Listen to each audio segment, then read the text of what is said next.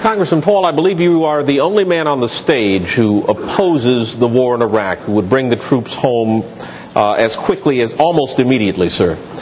Are you out of step with your party? Is your party out of step with the rest of the world? If either of those is the case, why are you seeking its nomination? Well, I think the party has lost its way because the conservative wing of the Republican Party always advocated a non-interventionist foreign policy.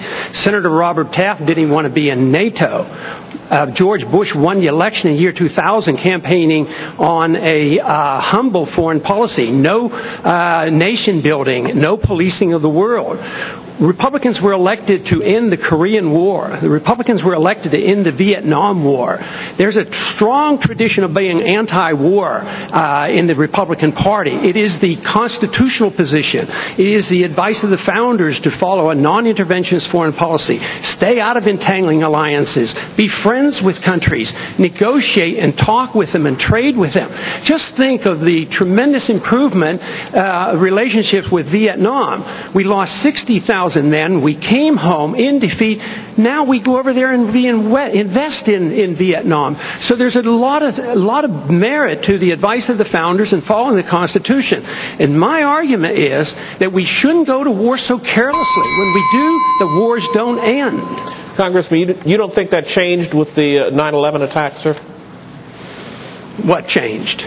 The non-interventionist policies. No, non-intervention was a major contributing factor. Have you ever read about the reasons they attacked us? They attack us because we've been over there. We've been bombing Iraq for 10 years. We've been in the Middle East. I think Reagan was right. We don't understand the irrationality of Middle Eastern politics. So right now we're building an embassy in Iraq that's bigger than the Vatican. We're building 14 permanent bases. What would we say here if China was doing this in our country or in the Gulf of Mexico?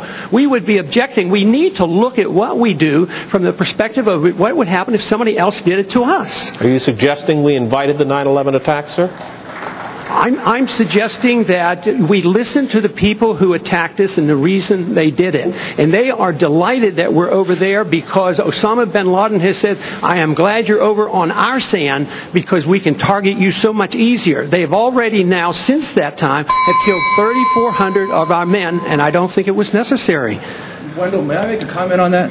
That's really an extraordinary statement. It's an extraordinary statement as someone who lived through the attack of September 11, that we invited the attack because we were attacking Iraq. I don't think I've ever heard that before, and I've heard some pretty absurd explanations for September 11.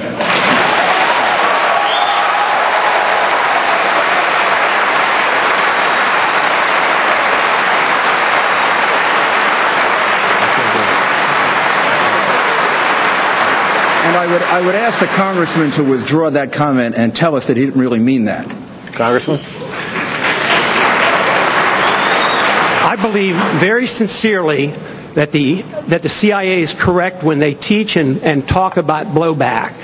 When we went into Iran in 1953 and installed the Shah, yes, there was blowback.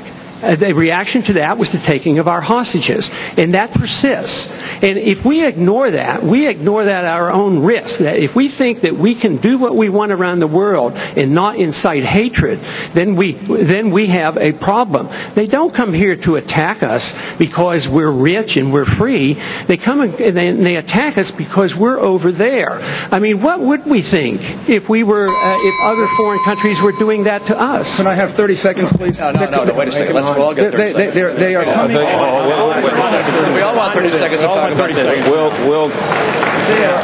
Wendell, go ahead. I think I'm going to turn to Senator McCain and change the subject, if I will. I don't think we're going to solve this tonight, gentlemen. An internet question for you. Senator Royce from Philadelphia asks if South Carolina should be free to fly the Confederate flag from state buildings.